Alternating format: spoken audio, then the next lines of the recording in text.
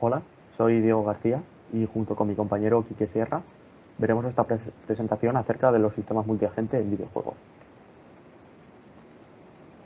En primer lugar, haremos una introducción general hacia los sistemas multiagente para después centrarnos en el género de videojuegos sandbox. A continuación veremos algunos proyectos desarrollados en otros juegos como Dota 2 o Minecraft. También analizaremos algunas herramientas para el desarrollo de estos sistemas y finalizaremos con las conclusiones obtenidas.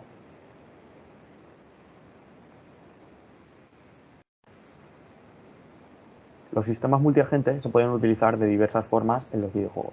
Por ejemplo, para programar personajes secundarios o NPCs, dándole así realismo a la experiencia. O bien para enemigos, planteándole así un reto al jugador. Los autores Militon y Funes propusieron un modelo para el comportamiento de agentes en videojuegos, que consta de 4 etapas. Pensar la estrategia a seguir, tomar la toma de decisiones, el movimiento y por último la animación y simulación física. Estos sistemas deben poseer las mismas características que cualquier otro en un distinto ámbito, como por ejemplo la autonomía o la descentralización, aunque también deben incluir otras propias de este medio, como por ejemplo la credibilidad, es decir, el agente se debe comportar de forma acorde al mundo al que pertenece, o si no, la experiencia del jugador se podría estropear. El sandbox es un género cuya característica principal es la libertad que se le otorga al jugador. A través de diversas mecánicas se plantea una estructura no lineal. Algunos de los referentes de este género son la saga Grand Theft Auto, la saga The Witcher o algunas entregas de The Legend of Zelda. Aquí podemos ver cómo sería la implementación de una ciudad de uno de estos videojuegos con un sistema multiagente de varias capas. Para describirlo nos centraremos en 4 puntos importantes: la organización, los agentes, el entorno y la interacción. Cada una de las capas, que podemos ver en el esquema de la derecha, funciona de la siguiente forma. En primer lugar, la ciudad. Esta capa funcionaría a modo de agente controlador, manejando todos los aspectos de la ciudad, así como reaccionando a las acciones del jugador. Se trata de un agente en sí mismo, así como del entorno en el que se encuentran todo el resto de agentes. A continuación, observamos la capa de control, repartida en diferentes módulos, que cada uno se encargaría de los distintos sistemas de la ciudad, por ejemplo, el control de tráfico o el sistema de policía. Más abajo, la capa de NPCs, que también estaría repartida en módulos. Es decir, por ejemplo, si un NPC desarrolla la función de agente de policía, estaría comunicado con la capa de control y más concretamente con el módulo de policía. Por último, otra capa de entidades menos importantes, como podrían ser animales o el sistema de transporte público. Pasamos ahora a ver algunos proyectos que se han realizado con sistemas multiagentes. En primer lugar, Dota 2 es un MOBA en el que 2 equipos de 5 jugadores cada uno se enfrentan y gana aquel que consiga derribar la base del equipo rival. OpenAI Fight es un sistema multiagente programado para jugar a Dota, compuesto por 5 agentes que controlan cada uno de los 5 campeones de su equipo. La complejidad de este sistema es enorme, ya que la variedad de campeones, objetos, combinaciones de equipos o situaciones particulares de cada partida hace que las posibilidades sean casi infinitas. Es por esto que para el entrenamiento del sistema, el cual se realizó con técnicas de Machine Learning y duró más de 2 años, se impusieron algunas limitaciones. Por ejemplo, el número de campeones se restringió a solo 17. OpenAI 5 ganó bastante popularidad entre la comunidad de Dota 2, especialmente cuando derrotaron a Team OG, que en aquel momento eran los actuales campeones del mundo. Por último, Project Malmo es una plataforma creada por Microsoft sobre el famoso videojuego Minecraft.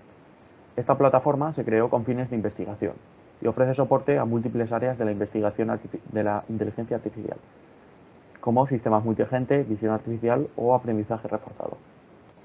En 2017 y 2018, varios estudiantes de distintas universidades crearon un torneo en el que se enfrentaban sistemas multiagente programados por otros universitarios, en el que competían para completar distintas tareas, como podría ser la captura de animales o la construcción de edificios.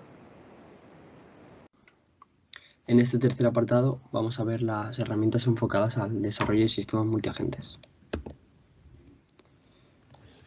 Una vez hemos visto los sistemas multiagentes que se han desarrollado en algunos videojuegos, como puede ser Dota 2 o Minecraft, vamos a centrarnos en explicar las herramientas que hacen posible este desarrollo de sistemas multiagentes. Y para ello vamos a centrarnos en un trabajo desarrollado por la Universidad de Michigan durante 15 años, como es Project SOAR. En Project SOAR se creó una interfaz con la ayuda de los juegos Quake 2 y Descent 3, en los cuales también se han desarrollado agentes inteligentes.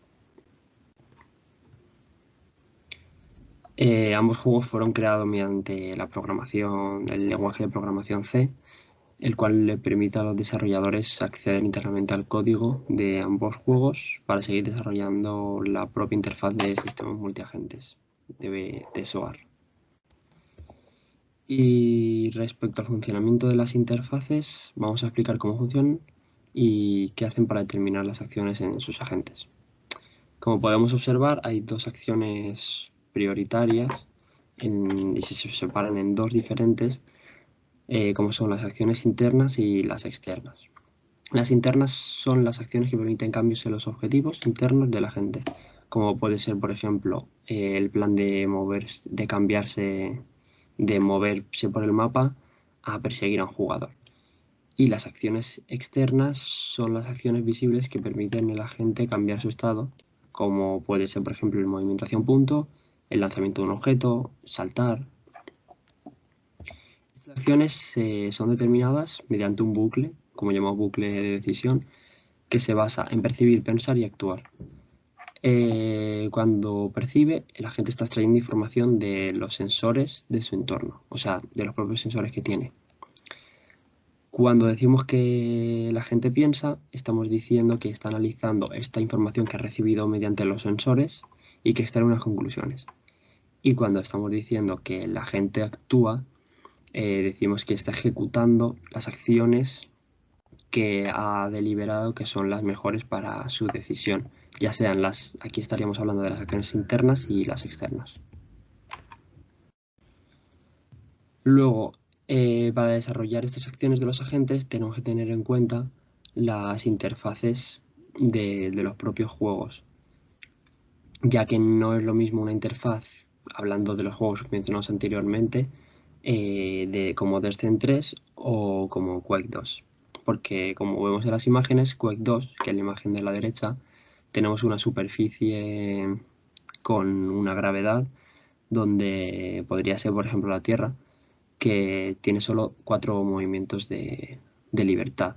Sin embargo, en Descent 3 tenemos escenas donde los propios agentes vuelan en naves sin gravedad, por lo que los grados de libertad podrían ascender hasta 6, incluyendo la posibilidad de derrotar o hacer movimientos que en otros juegos pues, no serían posibles. Y por último vamos a hablar de los operadores que están en una jerarquía, y hay de dos tipos, los de alta jerarquía y baja jerarquía, porque podrían haber 3, 4 o 5 grados de jerarquía, entonces depende del juego, no podemos determinar sin saber el juego cuántos grados hay. Los de alta jerarquía se tratan sobre los modos de comportamiento de la gente o sus metas generales. Por ejemplo, en Descent 3, las principales metas podrían ser atacar, explorar o retirarse. De estos operadores superiores podrían salir otros suboperadores que estarían justo debajo de esta jerarquía alta y están muy relacionados con ellos, o sea, se consideran alta jerarquía también. Y podrían ser, por ejemplo, varios modos de atacar, como disparar normal o un ataque emergente o lanzar desde lejos. Y luego los de baja jerarquía son los operadores que ocupan un lugar bajo en la jerarquía son los que pueden ser efectuados de manera atómica o acciones que implementan operadores anteriores. Nos referimos a acciones como moverse hacia una puerta, dejar de andar, la acción de disparar incluso podría ser, o un salto. Y pasando ya por último al último apartado de las herramientas, tenemos aquí cómo funcionaría un agente en un videojuego y como vemos en la imagen, lo primero y más importante de un agente podría ser la base de conocimientos que tiene al principio, que sería que hace un agente nada más desplegarse en el videojuego. A través de una máquina de inferencias donde está todo lo que puede realizar en el juego, lo pasa a la interfaz del propio agente mediante las acciones que hemos nombrado anteriormente y estas serían reflejadas en el videojuego. La importancia de la máquina de inferencias es tal porque es donde se determinan las acciones que puede hacer o no. Y luego también están determinadas en la máquina de inferencias los sensores que puede tener cada agente que le permite extraer información del juego y así añadir más información a la base de conocimiento. Como conclusión del proyecto, hemos podido apreciar que los agentes inteligentes en los videojuegos están en alza, sobre todo para los juegos de un jugador, pero también hemos visto Dota 2, que es un MOBA, que también han sido desarrollados los sistemas multiagentes y que van a ser muy usados a lo largo de los próximos años e incluso ya durante la última década hemos visto numerosos juegos con esta implementación. Y hemos visto diversas herramientas también que son utilizadas a la hora de crear sistemas multiagentes, como el funcionamiento de estos, la importancia de una base de conocimiento que pueden tener. Y para concluir el proyecto nos ha parecido interesante estudiar la aplicabilidad de los sistemas multiagentes al ámbito de los videojuegos, ya que nos permite poder aprender sobre otros proyectos profesionales que ya están acabados y hacernos una idea de cómo se trabajan en estos juegos tan exitosos y que son tan jugados día a día por millones de jugadores